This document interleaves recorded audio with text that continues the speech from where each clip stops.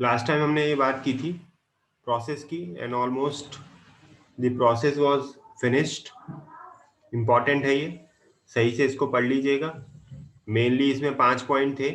Initial preparation आपको करनी थी ईडीपी प्रोसेस में, फिर आपको आइडेंटिफाई करना था कुछ स्टेट्स को, कैंडिडेट्स के, कि आप उनमें क्या देखना चाहते हैं, क्या क्वालिटीज होनी चाहिए।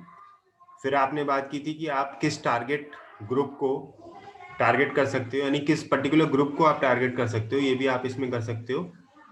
देन ट्रेनिंग उनको दी जाएगी, ट्रेनिंग एंड डेवलपमेंट फेज है जिसमें आप उनको ट्रेनिंग देंगे, ठीक है। और कई तरीके की ट्रेनिंग यहाँ पर जो बात की गई है। फिर बात की गई है कि सपोर्ट सिस्टम क्या हो, तो कुछ सपोर्ट सिस्टम आप दे सकते हैं, जैसे फाइनेंस की आप हेल्प कर सकते हो, आप रॉ मटेरियल के सप्लायर बता सकते हैं, टूल्स एंड इक्विपमेंट प्रोवाइड करा सकते हैं, तो इस तरीके की फैसिलिटीज आप उनको दे सकते हैं। टेक्निकल एंड मार्केटिंग असिस्टेंस दे सकते हैं, ये सारी चीजें।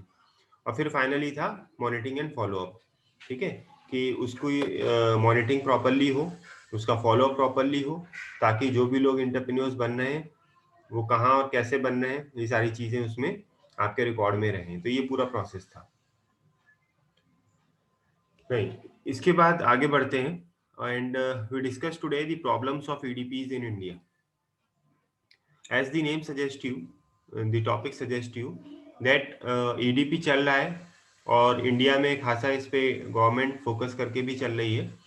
But despite focusing on these things, कुछ प्रॉब्लम्स हैं जो ईडीपी के साथ में एसोसिएटेड हैं। वो प्रॉब्लम्स क्या हैं, आइए जानते हैं। देखिए, प्रॉब्लम्स कई सारी हैं और उनमें से जो मेन है प्रॉब्लम्स वो यहाँ पर हम डिस्कस करेंगे। सबसे पहला है lack of coordination. Lack of coordination, coordination between whom? देखिए, coordination between different bodies who conduct this EDP program, right. EDP program में अभी आपने प्रोसेस समझ चुके हो। There are various activities which needs to be incorporated into this program, राइट। तो बहुत सारे डिपार्टमेंट्स हैं, बहुत सारे गवर्नमेंट के पर्सन्स इसमें इन्वॉल्व रहते हैं। तो बेसिकली प्रॉब्लम क्या आती है कि कोऑर्डिनेशन नहीं हो पाता प्रॉपर। देखिए, इसमें कुछ ऐसी बॉडीज हैं, कुछ ऐसे ऑर्गेनाइजेशन है जो सेंट्रल लेवल पे काम कर रहे हैं, कुछ ऐसे ऑर्गेनाइजेशन है जो स्टेट लेवल पे काम कर रहे हैं, ठीक है। अलग अलग बॉडीज हैं। अब सेंट्रल गवर्नमेंट की कुछ पॉलिसीज स्टेट गवर्नमेंट तक पहुंच रही है या नहीं पहुंच रही है, या स्टेट गवर्नमेंट जिन जिन चीजों के लिए जिम्मेदार है उसमें सेंट्रल गवर्नमेंट का क्या रोल है, ठीक है। अगर वो क्लियरिफाई हो भी जाए तो उसके बाद जो दिक्कतें आती हैं कि इनिशियल प्रिपरेशन करने के लिए आपने देखा कि कई सारी चीजें हैं उसमें, कि इंफ्रास्ट्रक्चर का बंदोबस्त हो, इक्विपमेंट्स हो, ठीक है। आप सिलेक्शन कमिटी डिजाइन कर लीजिए, गेस्ट कौन आएगा, ट्रेनर्स कौन होंगे, फिर ट्रेनिंग कहाँ दी जाएगी, कैसे दी जाएगी, ये सारी चीजें हैं। फिर उसमें जो आपने सपोर्ट सिस्टम्स लिए हैं वो सारी चीजें, तो उनके बीच में कोऑर्डिनेशन होना, कोऑर्डिनेशन मतलब परफेक्ट टाइमिंग होना, कि एक चीज खत्म हो रही है दूसरी शुरू हो रही है और किस तरीके से कोऑर्डिनेट करें, ये सारी चीजें बहुत जरूरी हैं। तो लैक ऑफ कोऑर्डिनेशन अक्सर दिखता है, जिसकी वजह से जो ओवरऑल प्रोग्राम है वो आपका बेकार हो जाता है, यानी कि वो उस तरीके से नहीं चल पाता है जिस तरीके से आप उसको प्लान कर चुके हैं, ठीक है। तो लैक ऑफ कोऑर्डिनेशन दिखता है। फिर बात आ रही है इन appropriate support systems. Support system है लेकिन इन एप्रोप्रिएट है। इन एप्रोप्रिएट मतलब पर्याप्त नहीं है।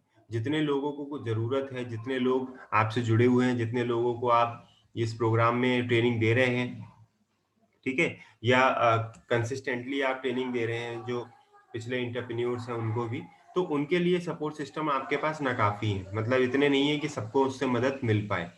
तो अक्सर ये प्रॉब्लम देखने में आई है कि अगर आपके पास फंड्स हैं, ठीक है, तो फंड्स पर्याप्त नहीं है। अगर आपने सप्लायर्स या रॉ मटेरियल्स के आपके पास आपके पास रिकॉर्ड में है कि आप उनको आगे भेज सको, कि आप जिनको बता सको कि आप इनसे खरीद सकते हैं, तो ये सारी चीजें आपके पास हैं लेकिन पर्याप्त नहीं है, जिसके अवध में वो जो पूरा प्रोग्राम है वो बेकार हो जाता है, ठीक है। तो ये एक प्रॉब्लम देखने में आती है कि inappropriate support systems are there. फिर बात आ रही कॉस्टली अफेयर। कॉस्टली अफेयर या कॉस्टली प्रैक्टिस भी आप लिख सकते हो इसको, ये कॉस्टली प्रैक्टिस क्यों है? बिकॉज आज की डेट में जहाँ इंडिया जैसे देश में जो डेवलपिंग नेशन है, बहुत सारी चीजें अभी यहाँ पर डेवलप होने को है। ठीक है, बहुत सारी चीजें जैसे इंफ्रास्ट्रक्चर वगैरह डेवलप हो रहा है, अभी भी हुआ नहीं है। और एजुकेशन, प्राइमरी एजुकेशन तक यहाँ पर अभी प्रॉपरली लोगों को नहीं मिल रही है, नहीं मिल पाई है। तो ऐसे सिचुएशन में गवर्नमेंट के पास फंड्स की क्राइसिस रहती है। ठीक है, फंड्स उन उन चीजों पे भी प्रॉपरली नहीं मिल पा रहा है जिन पे मिलना चाहिए, जैसे मेडिकल फैसिलिटीज पर, ठीक है, या जो आपके पास ये इंफ्रास्ट्रक्चर वगैरह है उन सब चीजों पर, ये सारी चीजें। तो इनको देखते हुए इस पर जो पैसा खर्च किया जा रहा है, यानी ईडीपी पे जो पैसा खर्च किया जा रहा है, वो एक तरीके से बहुत महंगा बैठ रहा है। यानी कि जिस तरीके से जितना पैसा खर्च हो रहा है हर साल ईडीपी पर, भाई आप एक ऑर्गेनाइजेशन बना रहे हैं, उस ऑर्गेनाइजेशन में आप कई लोगों को रख रहे हैं जिनको फुल टाइम सैलरी मिल रही है, मैं उसमें सीईओज हैं, डायरेक्टर्स हैं, मैनेजर्स हैं। ठीक है, फिर वो प्रैक्टिस मतलब पूरा इंफ्रास्ट्रक्चर क्रिएट हो रहा है, उसमें इक्विपमेंट, मशीनरी, सारी चीजें आप रख रहे हैं। फिर फ्री ऑफ कॉस्ट या पार्शियल, बहुत कम पैसा लेकर आप इंटरप्रेन्योर्स को ट्रेन कर रहे हैं। ट्रेनिंग एंड डेवलपमेंट की बात कर रहे हैं, आप सिखा रहे हैं, आप प्रमोशन भी कर रहे हैं, और उसके बाद फिर वो एंटरप्रेन्योर्स बन रहे हैं। तो कुल मिला के देखा जाए तो जितना खर्चा किया जा रहा है उसके कंपेयर में जितने लोग एंटरप्रेन्योर बन रहे हैं वो रेशियो काफी कम है, उसको बढ़ना चाहिए। अगर इतना पैसा आप खर्च कर रहे हैं तो आपके जो एंटरप्रेन्योर्स हैं बहुत तेजी से बढ़ने चाहिए, एंटरप्रेन्योर्स बनने चाहिए, और उसका आउटकम दिखना चाहिए, जीडीपी बढ़नी चाहिए, प्रोडक्शन बढ़ना चाहिए। लेकिन ये सारी चीजें नहीं हो पा रही हैं, जितना फास्ट आप इसको सोचकर चल रहे हैं उतना फास्ट वो हो नहीं रहा है। ठीक है, तो उसके कंपेयर में आप कह सकते हो कि इट इज वेरी कॉस्टली, बहुत ही महंगा पड़ रहा है इसको मैनेज करना और इसको चलाना।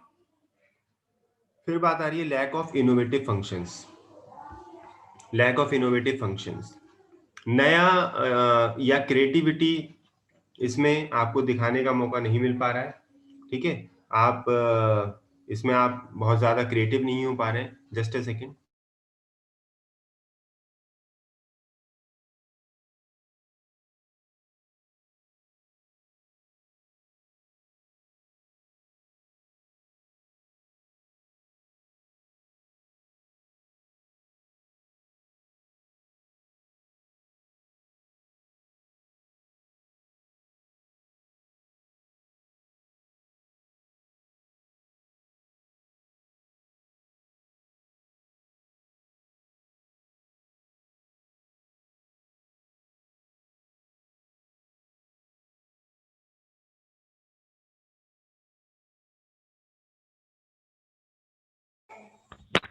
Yes, so lack of innovative functions are there. And innovative function का यहाँ मतलब है बेसिकली कि कई सालों से ये देखा गया है कि जो प्रैक्टिस चल रही है यहाँ पर, वो एज इट इज ही चल रही है, यानी कि उसमें कुछ नया नहीं किया जा रहा है, कुछ नया नहीं सिखाया जा रहा है। तो जिसकी वजह से हो क्या रहा है कि आगे जाकर उतने सक्सेसफुली एंटरप्रेन्योर्स बन नहीं पा रहे हैं, उतना सीख नहीं पा रहे हैं, या उनको वो सारी चीजें क्लियर नहीं हो रही हैं। इनोवेटिव फंक्शंस यहाँ पर कम है, नए विचार, नए नए सोच को यहाँ पर फोकस नहीं किया जा रहा है। स्टेट गवर्नमेंट या सेंट्रल गवर्नमेंट खाना पूरी के लिए, या अपना एक दिखाने के लिए कि हाँ हमने ये प्रोग्राम कर दिए हैं, वो उसके खाना पूरी के लिए प्रोग्राम किए जा रहे हैं। मैंने आपको बताया भी था एग्जाम्पल, योजनाएं चल रही हैं, पीएम के वी वाई की योजना का जो चली थी अभी, प्रधानमंत्री कौशल विकास योजना, उसका आपने हर्ष देख ही लिया। ठीक है, वो सिर्फ खाना पूरी के लिए और लोगों को उससे पैसा उगाही के लिए वो योजनाएं चल रही हैं जनरली। ठीक है, तो ये एक प्रॉब्लम है, और ये जब तक रेक्टिफाई नहीं होगी तब तक हालात नहीं सुधरेंगे। उसके बाद बात आ रही है इम्प्रॉपर सिलेक्शन ऑफ प्रोजेक्ट्स। देखिए, इम्प्रॉपर सिलेक्शन ऑफ प्रोजेक्ट्स का मतलब क्या है कि नॉर्मली वो प्रोजेक्ट्स सेलेक्ट किए जा रहे हैं जो प्रॉफिटेबल नहीं है, जबकि होना क्या चाहिए कि आपको ऐसे प्रोजेक्ट्स तलाशने चाहिए, आपको ऐसे बिजनेस देखने चाहिए जिनमें आप जो प्रॉफिटेबल हो, जिनमें आप अच्छा, कम पैसों से ज्यादा आप उसमें लगा सकें, ज्यादा से ज्यादा आप उसमें पैसा कमा सकें। ठीक है, तो ऐसे प्रोजेक्ट्स आपको तलाशने चाहिए। तो ये हो नहीं रहा, यानी कंटिन्यूअसली इस पर काम नहीं किया जा रहा है कि कैसे ये जो है प्रोजेक्ट्स कौन से हमारे लिए प्रॉफिटेबल हैं, कैसे कम पैसा लगा के ज्यादा हम पैसा अर्न कर सकते हैं, तो इस पे ध्यान नहीं दिया जा रहा है कहीं ना कहीं। तो ये भी एक प्रॉब्लम है, ये भी एक प्रॉब्लम है। ठीक है, तो इम्प्रॉपर सिलेक्शन ऑफ प्रोजेक्ट से ही, यानी कि हमें वो प्रोजेक्ट्स देखने हैं जहां पर हम कम पैसों में ज्यादा पैसा अर्न कर सकें। फिर बात आ रही है poor financial management. Financial management आप समझते ही हैं, फाइनेंस के बच्चे हैं, आप पेपर भी पढ़ चुके हो कि फाइनेंस अगर मिल भी रहा है, एक तरफ हम कह रहे हैं कॉस्टली अफेयर। ठीक है, तो कॉस्टली तो वो क्यों पड़ रहा है, क्योंकि प्रॉपरली एक तो प्लान नहीं है, प्रॉपरली मैनेज नहीं है, और जो हो भी रहा है, जो पैसा आ भी रहा है, उसका पुअर फाइनेंशियल मैनेजमेंट किया जा रहा है। ठीक है, इसका क्या मतलब हुआ, जिस जगह पर जितना पैसा लगाना चाहिए या जिस एक्टिविटी में जितना पैसा लगना चाहिए उतना नहीं लग रहा है, और किसी और एक्टिविटीज में पैसा खर्च हो रहा है। जैसे हो क्या रहा है ना कि ईडीपी प्रोग्राम जब चलते हैं तो खर्चा किस बात पे किया जाता है, इस बात पे नहीं किया जाता है कि कैसे बच्चे, कैसे लोग सीखेंगे, कितनी मशीनें हमें चाहिए और कैसे हम उनको सिखा सकते हैं। खर्चा इस बात पे किया जा रहा है कि कहाँ ठहरेंगे, क्या खाने का मेन्यू होगा, सुबह शाम नाश्ते में मेन्यू क्या रखा जाएगा, दोपहर में लंच क्या रहेगा, अगर वो वहां पर खाना प्रॉपर दिया जा रहा है। तो इन एक्टिविटीज में फोकस किया जा रहा है, यानी कि इन चीजों पर खर्चा किया जा रहा है। तो ये बेसिकली एक फाइनेंशियल मैनेजमेंट का बहुत ही पुअर एस्पेक्ट है। आपने अगर सुना होगा, कॉमनवेल्थ गेम्स हुए थे दिल्ली में आज से 5-6 साल पहले, तो उसका एस्टीमेट आया था, यानी कि वो कितने करोड़ का बजट था, मुझे एक्चुअल फिगर अब इस समय याद नहीं है, 400 करोड़ रुपए करीब उस पर खर्चा होना था, और लगभग 800 करोड़ या 1000 करोड़ के आसपास हुआ, यानी जस्ट डबल हुआ। बाद में उसके रिकॉर्ड देखे गए, तो रिकॉर्ड क्या थे मैं आपको बताऊं। जो डिस्पोजेबल ग्लास है, यूज एंड थ्रो, जिसमें आप पानी पीते हैं, वो 1 रुपए के अगर आप नॉर्मली लें तो 10 गिलास मिलेंगे आपको डिस्पोजेबल। ठीक है, बहुत अच्छी क्वालिटी का ले लेंगे आप तो 1 रुपए के 2 मिल जाएंगे। वो डिस्पोजेबल ग्लास वहां पे लिस्ट में 40 रुपए का दिखाया गया था, एक गिलास। वहां पे जो एसी लगवाए गए थे, जो बाहर के प्लेयर्स आएंगे उनके रुकने के लिए, तो आप अच्छे से अच्छे कंपनी का एसी भी लेते हो, ठीक है, डेकिन का या किसी का भी, तो 40,000 से 50,000 की रेंज है। जो एसी वहां पर लगाए गए थे उनको दिखाया गया था 1.5 लाख रुपए का। तो कहने का मतलब ये है कि आप देखिए कि फाइनेंशियल मैनेजमेंट कितना अच्छा किया जा रहा है वहां पर, मतलब क्या फिगर को क्या दिखाया जा रहा है। तो बेसिकली गवर्नमेंट डिपार्टमेंट में यही हो रहा है कि गवर्नमेंट अगर करोड़ों रुपया भेजती है एंटरप्रेन्योर्स के डेवलपमेंट के लिए, तो उसका पैसा कहीं एक्चुअल चीज पे खर्च ना होकर कहीं और खर्च किया जाता है, और किसी और तरीके से किया जाता है। ये एक प्रॉब्लम है। फिर बात आ रही है shortage of technical man power. Shortage of technical man power, आपको जब प्रोसेस बताया था तो भी उसमें बताया था कि टेक्निकल ग्रुप को भी आप सेलेक्ट कर सकते हो, टारगेट कर सकते हो, और उसको ट्रेन कर सकते हो। लेकिन ट्रेन करने के लिए आपको टेक्निकली स्ट्रॉन्ग मैन पावर की जरूरत पड़ेगी। ठीक है, या टेक्निकली आपको सपोर्ट सिस्टम की जरूरत पड़ेगी जो आपको टेक्निक बता सके, टेक्निक सिखा सके। तो ये बेसिकली एक प्रॉब्लम है कि आपको टेक्निकली मैन पावर अवेलेबल नहीं है। ठीक है, शॉर्टेज है टेक्निकल मैन पावर की, और आप इस चीज पर ध्यान नहीं दे रहे हैं, यानी कि ना तो आप टेक्नोलॉजी सुधारने के ऊपर बात कर रहे हैं, ना ही उसको सिखाने के ऊपर बात कर रहे हैं। तो ये एक शॉर्टेज है कि जब तक टेक्निकल मैन पावर नहीं होगी तब तक आप वहां पर काम नहीं कर पाएंगे।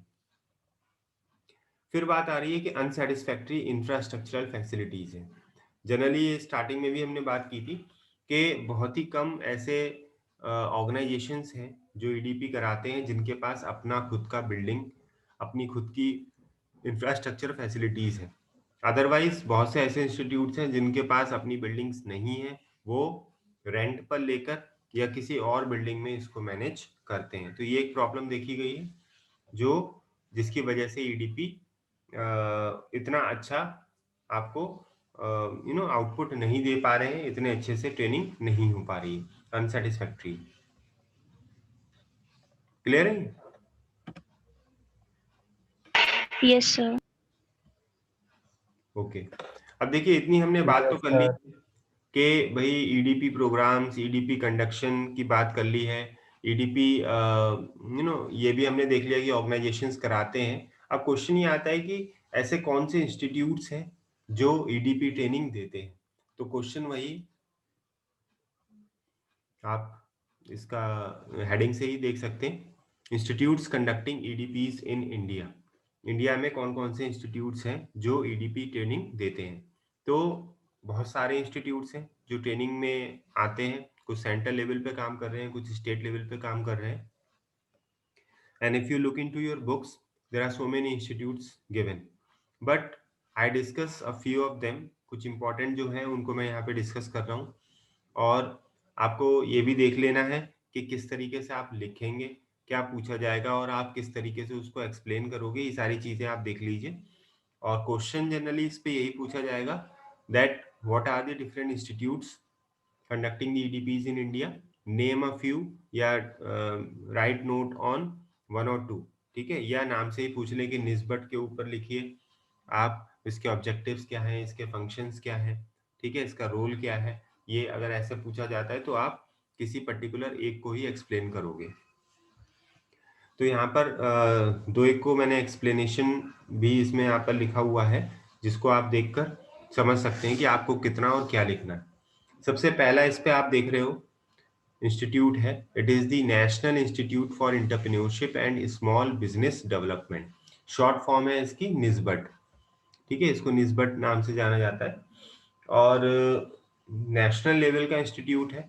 तो समझ सकते हैं कि ये सेंट्रल लेवल पे काम करता है, यानी कि जो सेंट्रल गवर्नमेंट है, ठीक है, उसकी देखरेख में ये इंस्टीट्यूट रन हो रहा है और सेंट्रल लेवल ही इसको मैनेज करती है। और इसमें जो भी प्रोग्राम्स किए जाते हैं या कराए जाते हैं वो सेंट्रल लेवल पे किए जाते हैं। ठीक है, अब निस्बत क्या है इसके बारे में थोड़ा सा जान लेते हैं। NIESBUD is an apex institute in the area of entrepreneurship and small business development under the ministry of micro small medium enterprises, government of India. जो एमएसएमई सेक्टर है, ठीक है, इसको बोलते हैं एम, ये micro small and medium enterprises, तो MSME.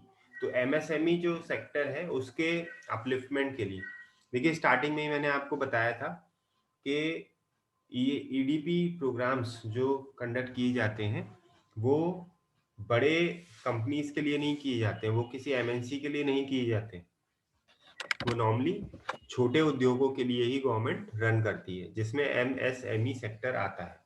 ठीक है, तो एमएसएमई सेक्टर के अपलिफ्टमेंट के लिए ही ये डिपार्टमेंट जो है एमएसएमई सेंट्रल लेवल का, ये जिम्मेदार है और इनके देखरेख में ही, इसके गाइडेंस में ही ये इंस्टीट्यूट्स रन करते हैं।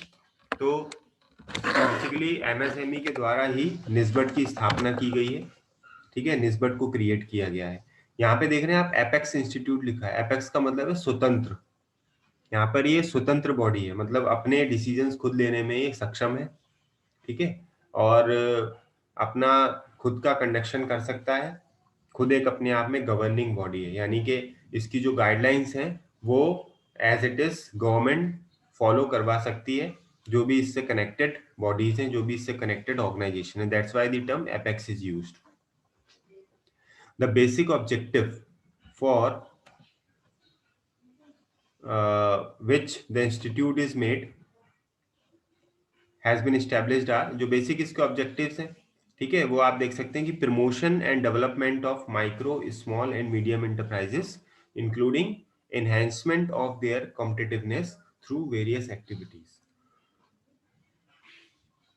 बेसिकली ये जो इंस्टीट्यूट बना है, इसको क्रिएट किया गया है, इसका जो मेन मकसद है वो है एमएसएमई सेक्टर को प्रमोट करना। आप देख रहे हैं प्रमोट, अब प्रमोट करने की जरूरत क्यों पड़ रही है, क्योंकि एमएनसीज के आने के बाद, लार्ज स्केल इंटरप्राइजेस के आने के बाद, इस्टेब्लिशमेंट के बाद, ये जो पर्टिकुलर एमएसएमई सेक्टर है इसको कई सारी कठिनाइयों का सामना करना पड़ा है। ठीक है, जैसे कि उत्पाद कम हो गए हैं बिकना, उतनी अच्छी पैकेजिंग नहीं होती है, उतना अच्छा इनका डिस्प्ले नहीं होता है, उतनी अच्छी मार्केटिंग नहीं होती है, तो ये जनरली इनको दिक्कतों का सामना करना पड़ता है, उतना अच्छा प्राइस नहीं दे पाते हैं। तो फिर ओवरकम कैसे करें भाई, जितने प्राइस पे एक बड़ी कंपनी बेच रही है उस प्राइस पे एमएसएमई नहीं बेच सकते, तो ये इनके लिए एक प्रॉब्लम है। इसको ओवरकम करने के लिए इनको प्रमोट किया जा रहा है, गवर्नमेंट इनको प्रमोट कर रही है। ठीक है, तो यही एक इसका एक उद्देश्य है नेशनल इंस्टीट्यूट का, निस्बत का, कि इनके प्रमोशन के लिए इसको क्रिएट किया गया है। द इंस्टीट्यूट हैज कंडक्टेड अभी तक a total of 8619 training programs covering 2,25,076 participants, which include more than 150 international training programs with 2,500 participants from more than 125 countries till 30th November 2013। ये 13 तक का रिकॉर्ड है। इसके बाद का अगर आपको रिकॉर्ड मिल जाता है तो अपडेट कर लीजिएगा गूगल से। ठीक है, ये 13 तक के रिकॉर्ड में जो डिस्क्रिप्शन दे रखा है वो ये है कि अभी तक देखिए नेशनल और इंटरनेशनल लेवल पे ही प्रोग्राम कंडक्ट कराता है। नेशनल लेवल का मतलब हुआ कि इंडिया के अंदर वो प्रोग्राम हो रहा है और इंडिया में जो डिफरेंट स्टेट्स हैं वहां से लोग इसमें जुड़ रहे हैं, वहां से लोग इसमें आके ट्रेनिंग ले रहे हैं। और इंटरनेशनल लेवल पे जो प्रोग्राम्स हो रहे हैं वो जरूरी नहीं है कि वो इंडिया में ही हो, वो बाहर भी हो सकते हैं। इनका टाइप हो सकता है कि बाहर किसी देश में जाके वो प्रोग्राम करा रहे हो और उसमें ऑल ओवर दी वर्ल्ड उसमें लोग आके जुड़ते हैं। तो बेसिकली इनका टारगेट रहता है कि नेशनल और इंटरनेशनल दोनों ही लेवल पे ये प्रोग्राम कंडक्ट इनके द्वारा कराए जाते हैं, निस्बत के द्वारा। तो डेटा दे रखा है कि अभी तक जो हुए हैं वो लगभग कंडक्टेड अ टोटल ऑफ इतने ट्रेनिंग प्रोग्राम 8619, यानी लगभग 8,000 program, training program national level पे अब तक कंडक्ट हो चुके हैं, जिसमें लगभग 2.25 लाख पार्टिसिपेंट्स अभी तक ट्रेनिंग ले चुके हैं इन डिफरेंट प्रोग्राम्स में। तो ऑन एन एवरेज अगर आपको निकालना हो तो इस फिगर को यानी कि 2,25,000 को आप डिवाइड करके देख सकते हैं 8619 से। तो जो नंबर आएगा बेसिकली वो आपको बता देगा कि कितने पार्टिसिपेंट्स एक प्रोग्राम में नॉर्मली होते हैं। ठीक है, तो इसके अलावा 150, देखिए अब आप खुद देख सकते हैं कि 8,000 तो नेशनल है तो 150 है खाली इंटरनेशनल। तो साल में एक या दो प्रोग्राम जो इंटरनेशनल लेवल के होते हैं वो इंडिया में हो सकते हैं, वो बाहर भी हो सकते हैं। तो उसमें लगभग 2,500 पार्टिसिपेंट्स हिस्सा ले चुके हैं अब तक और 125 कंट्रीज के वो पार्टिसिपेंट्स थे जो डेटा अभी तक ये आया है। ठीक है, तो ये आप लिख सकते हैं बेसिकली ये निस्बत का एक अबाउट निस्बत करके आप हेडिंग लिख सकते हो और उसमें ये चीजें लिख दोगे।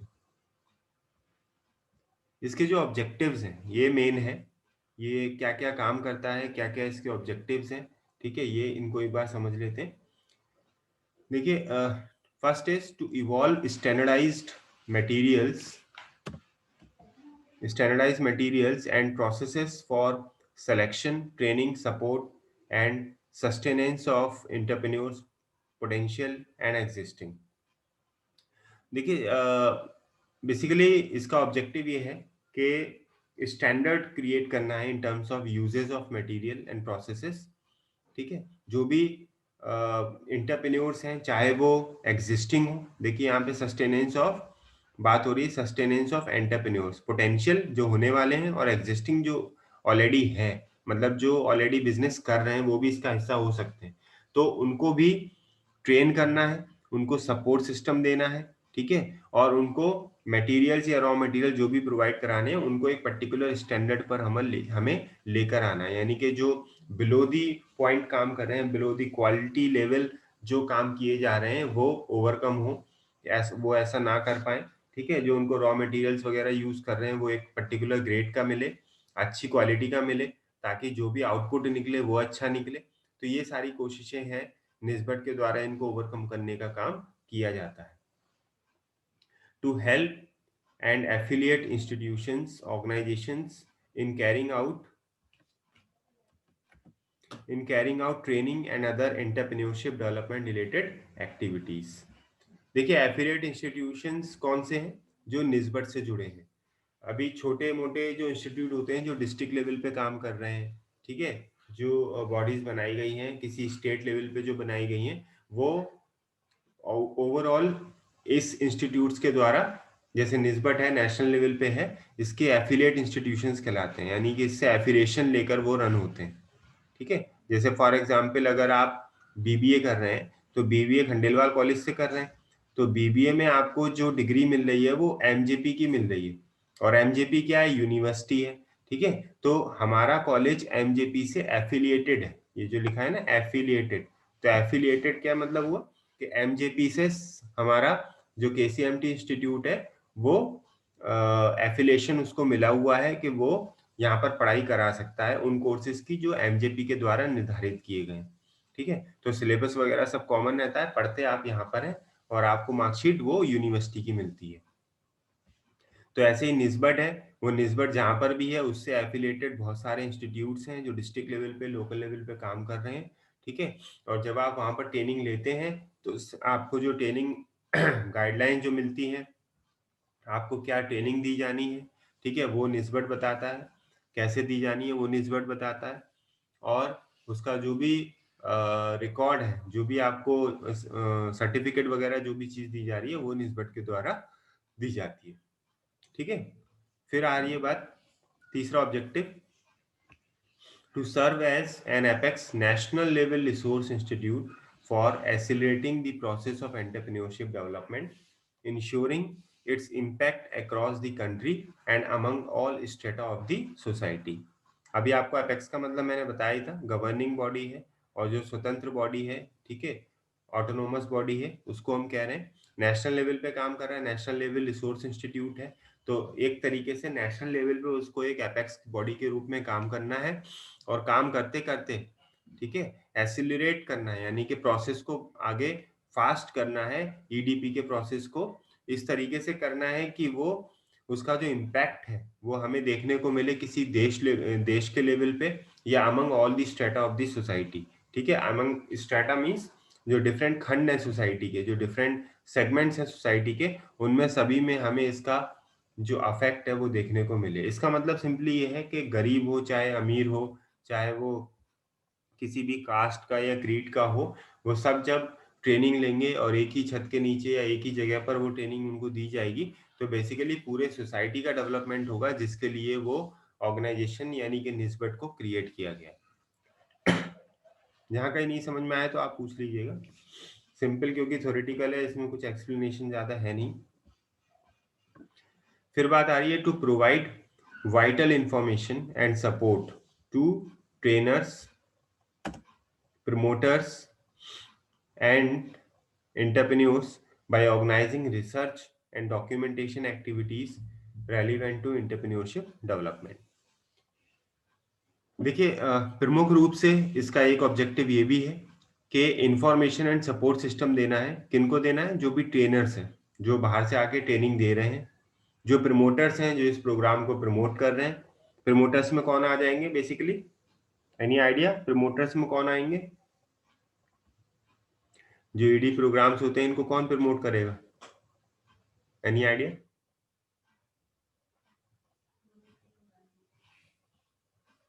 M I audible? Yes, sir. कौन प्रमोट कर सकता है, कुछ आइडिया? बैंक्स, फाइनेंशियल इंस्टीट्यूशंस, ठीक है, वो इसके प्रमोटर्स हैं। गेटिंग? बड़ी बड़ी कंपनीज जो माल बनने के बाद खरीदेंगे, ठीक है, अगर किसी स्पेसिफिक चीज की ट्रेनिंग दी जा रही है और स्पेसिफिक स्किल को बढ़ावा देने के लिए जो ट्रेनिंग दी जा रही है, तो उस स्किल का यूज जिस इंडस्ट्री में होगा वो उसका प्रमोटर्स होंगे। प्रमोटर्स का मतलब ये कि उसको प्रमोट करने के लिए बैठे हैं। तो बेसिकली ये क्या कर रहा है institute? To provide vital information, यानी कि इंपॉर्टेंट इंफॉर्मेशन एंड सपोर्ट किसको दे रहे हैं? ट्रेनर्स को, जो ट्रेन करने के लिए आ रहे हैं, उन प्रमोटर्स को जो इन प्रोग्राम्स को प्रमोट कर रहे हैं, एंड एंटरप्रेन्योर्स, जो एंटरप्रेन्योर्स बनेंगे या जो जुड़े हुए हैं, जो ऑलरेडी बने हुए हैं, by organising research and documentation activities relevant to ED. ठीक है, साथ ही साथ रिसर्च में भी योगदान देना है। ठीक है, ऐसी चीजें यहाँ पर ऑर्गेनाइज करानी है जिससे रिसर्च भी हो, डॉक्यूमेंटेशन परफेक्ट हो, ये आपको मालूम ही है। ठीक है, जब हमने मॉनिटरिंग एंड फॉलोअप यानी कि 5th स्टेप की बात की थी, तो ये सब बताया था कि किस तरीके से आप डॉक्यूमेंटेशन करके रखेंगे। तो वो सारी चीजें इसमें भी की जा रही हैं और उनका रिकॉर्ड मेंटेन किया जा रहा है, रिसर्च की जा रही है। ये सारी चीजें बेसिकली यहाँ पर अपने लेवल पे निस्बत में की जा रही है।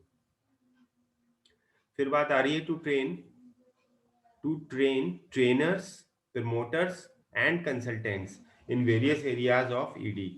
अब देखिए, खाली जो कैंडिडेट्स हैं उनको भी ट्रेन नहीं किया जा रहा है, यहाँ पर ट्रेनर्स को भी ट्रेन किया जा रहा है। यानी कि जो भी ट्रेनर्स यहाँ पे आके ट्रेनिंग दे रहे हैं उनको भी ग्रूम किया जाता है, उनको भी बताया जाता है कि अब क्या ट्रेनिंग देनी है, किस तरीके से देनी है, ठीक है, कितना बताना है। तो ये सारी चीजें बेसिकली ट्रेनर्स के लिए भी हैं। तो यहाँ पर ये एक सर्टिफाइड ट्रेनर्स यहाँ पर होते हैं, बेसिकली आप कह सकते हो कि सर्टिफाइड ट्रेनर्स हैं जो निस्बत से जुड़े हुए हैं और कई सालों से वो ट्रेनिंग दे रहे हैं।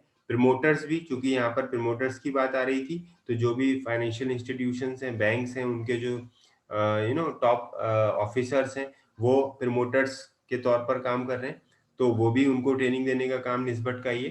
कंसल्टेंट्स हैं जो बेसिकली आपको कुछ एक पर्टिकुलर सर्विसेज ही प्रोवाइड करा रहे हैं, पूरी सारी सर्विसेज नहीं दे रहे हैं, they work as a consultant, उनको भी ट्रेनिंग देने का काम निस्बत का ही है। फिर बात आ रही है to offer consultancy services nationally, internationally for promotion of ED and small business development. As a consultant भी निस्बत काम करता है। कंसल्टेंसी जैसे अभी यहाँ पर बात आ भी रही है, इसका ऐसे मतलब समझ लीजिए कि जैसे कोई अगर बिजनेसमैन किसी बिजनेस को रन कर रहा है, लेकिन रन करते समय उसको किन्हीं चीजों में दिक्कत आ रही है, जैसे कि सामान प्रोडक्शन बना लिया, सामान बन गया, लेकिन उसको मार्केट करना नहीं आ रहा है, उसे कैसे बेचें वो समझ में नहीं आ रहा, मार्केटिंग नहीं आ रही है। तो बेसिकली निस्बत में आपको जो असिस्टेंस मिलेगी, जो कंसल्टेंसी मिलेगी, वो मिलेगी कि किस तरीके से प्रोडक्ट को मार्केट किया जाए, किस तरीके से प्रोडक्ट को प्रमोट किया जाए, कैसे बेचा जाए, उसका प्रमोशन कैसे किया जाए, उसका एडवर्टीजमेंट कैसे किया जाए।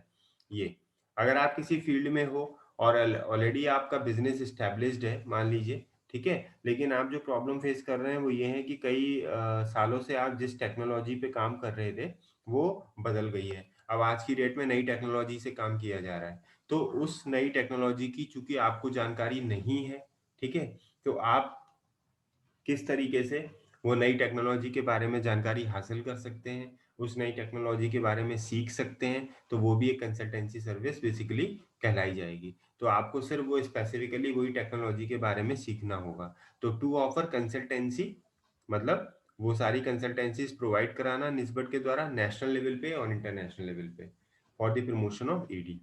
इसके बाद बात आ रही है to provide national international forums, ऐसी फोरम्स भी क्रिएट करना, ठीक है, for interaction and exchange of experiences helpful for policy formulation and modification at various levels. अभी आपको बताया ही था कि इसके जो प्रोग्राम्स कंडक्ट होते हैं वो नेशनल लेवल पे, इंटरनेशनल लेवल पे, दोनों लेवल पे किए जाते हैं। तो दोनों ही लेवल्स पे जो प्रोग्राम्स हो रहे हैं उनमें विचारों का आदान प्रदान हो, ठीक है, उनमें ऐसी फोरम्स लगे जो इंटरेक्ट करें दो बॉडीज के बीच में, जैसे मतलब श्रोता वहां पर हो जो वहां पे सुनने के लिए बैठे हुए हैं, वहां पे कुछ गेस्ट या ट्रेनर्स आए हुए हों जो कुछ नई चीज के बारे में जानकारी दे रहे हैं, ठीक है, तो ये फोरम के थ्रू ही पॉसिबल कराना होता है। और एक्सचेंज ऑफ एक्सपीरियंसेस हो वहां पर, अगर कोई उस इंडस्ट्री में है तो वो क्या फेस कर रहा है और उसको ओवरकम करने के लिए क्या किया जाना चाहिए, तो ये भी इसका एक हिस्सा है। और नेशनल इंटरनेशनल दोनों ही लेवल पे फोरम्स क्रिएट की जाती हैं। और लास्ट है इसमें to share international experience and expertise in entrepreneurship development. जो भी इन फोरम्स के द्वारा जो एक्सपीरियंसेस आ रहे हैं, जो रिसर्च के द्वारा आ रहे हैं, आपने ऊपर देखा था रिसर्च भी की जा रही है इसमें, ठीक है, तो उसके द्वारा जो भी चीजें आ रही हैं, ठीक है, वो प्रॉपर डॉक्यूमेंटेड है, उस पर काम किया जा रहा है और उसको शेयर किया जा रहा है इंटरनेशनल लेवल पे और नेशनल लेवल